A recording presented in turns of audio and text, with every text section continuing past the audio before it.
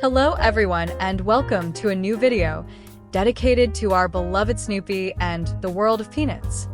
Today, we analyze a Peanuts strip published on December 29, 1950, one of the earliest in which we see Charlie Brown interacting with Patty and Snoopy. The scene may seem simple, but it already contains some of the signature elements of Charles Schulz's style. We see Charlie Brown entering the house, repeatedly calling for Patty, but he suddenly stops and apologizes, realizing that he has interrupted something. The reason for his embarrassment is revealed in the final vignette, when we discover that Patty is not alone. Snoopy is sitting next to her, and they appear to be reading something together.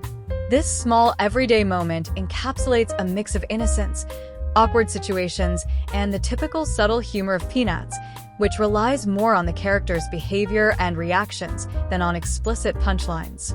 This strip is particularly interesting because it highlights a side of Charlie Brown that will become more evident as the series progresses: his frequent clumsiness and tendency to feel out of place, almost as if he is always in the wrong place at the wrong time. Additionally, we observe the early relationship between Patty and Snoopy, a curious detail considering that, over time, the dog will become more closely associated with Charlie Brown and later characters like Linus and Lucy.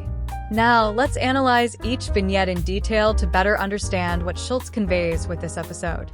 In the first vignette, we see Charlie Brown entering a room and calling out to Patty. The framing is simple, with only a few background elements suggesting a domestic setting, consistent with the minimalist style that Charles Schulz adopted in the early Peanuts strips.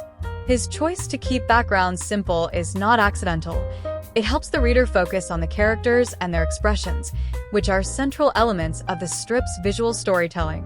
Charlie Brown is wearing his signature zigzag shirt, a distinctive feature that makes him instantly recognizable even in his earliest years of publication.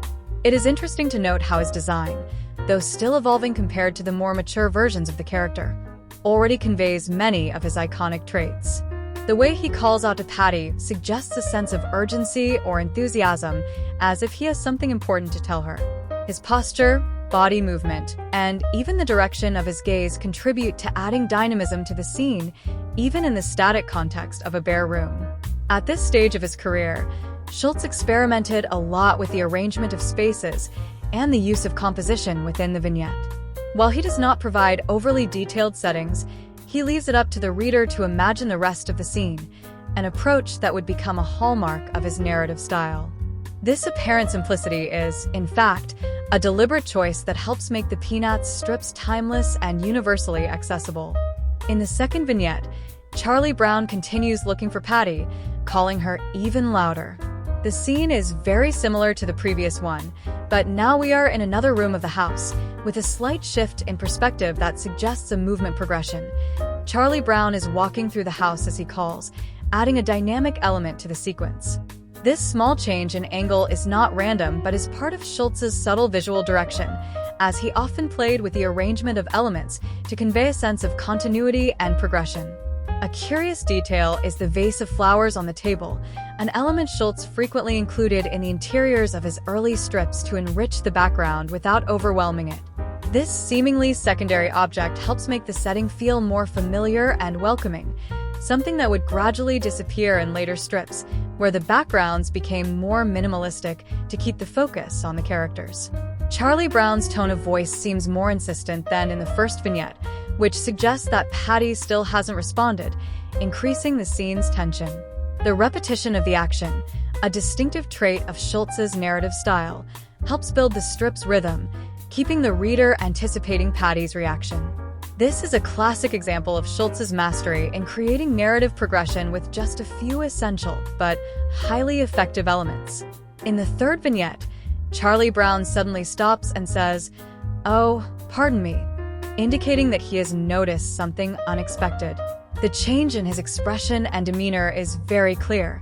While he was determined in his search earlier, he now appears suddenly surprised and perhaps even a little embarrassed. This is a great example of Schulz's ability to convey emotions with just a few essential strokes. No need for detailed explanations to understand what Charlie Brown is feeling in that moment. The presence of the curtain suggests that Patty was in a more private space, which enhances the comedic effect of the scene.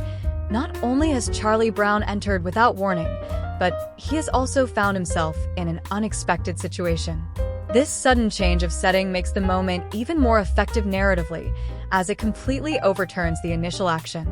Charlie Brown, who seemed so confident earlier, is now caught off guard and forced to stop, highlighting his clumsiness and genuine innocence. Schulz masterfully uses the pause and the character's reaction to build the surprise and bring out the humorous side of the scene. The entire situation is made even more effective by the simplicity of the drawing and the choice of words. That brief, "Oh, pardon me," is enough to convey all of Charlie Brown's embarrassment and surprise without the need for any additional explanation. In the last vignette, we discover the reason for Charlie Brown's embarrassment. Patty is not alone, but is sitting with Snoopy while reading a book. Charlie Brown's final line emphasizes his surprise, as if he had interrupted a moment of particular importance. The interesting detail here is the presence of Snoopy, who is sitting next to Patty in a nearly human way, as if he is listening to the reading with interest. In these early strips, Snoopy has not yet developed the complex and sarcastic personality that will become iconic in the years to come, but he already shows signs of more anthropomorphic behavior than a typical dog. He is not just a background pet. He somehow participates in the scene, suggesting an early evolution of his role in the comic. It is interesting to note how Schulz, from the very beginning, gave Snoopy a stage presence that went beyond that of a simple dog, foreshadowing what he would become in the future. The way Patty holds the book suggests that she is focused on reading, immersed in her world. The fact that she doesn't seem too bothered by Charlie Brown's arrival makes the scene even funnier.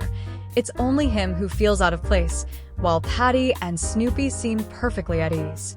This small moment of embarrassment for Charlie Brown is typical of his character. He is often the one to find himself in situations that make him uncomfortable, while others seem completely indifferent to his confusion. This is a characteristic trait that will follow him throughout the series, contributing to his image as the eternal insecure and sympathetic loser, with whom many readers would identify in the years to come. This strip is one of the first to show the dynamic between Charlie Brown, Patty, and Snoopy, who were among the main characters in the early years of Peanuts. At the time, Schulz had not yet introduced many of the faces we now associate with the series, such as Lucy, Linus, or Schroeder, so interactions were often limited to this initial group. It's interesting to note that Patty was initially one of the main female characters, but over time, her presence diminished in favor of Lucy and Sally. The relationship between Patty and Snoopy is curious because at this stage, the Beagle is not yet Charlie Brown's dog in the strictest sense. In the early strips, Snoopy often appears with other characters, and it's not yet clear who he truly belongs to. Over time, he will become more closely linked to Charlie Brown, but in the early years, he seems almost like a neighborhood dog interacting with anyone. Another interesting detail is Charlie Brown's behavior.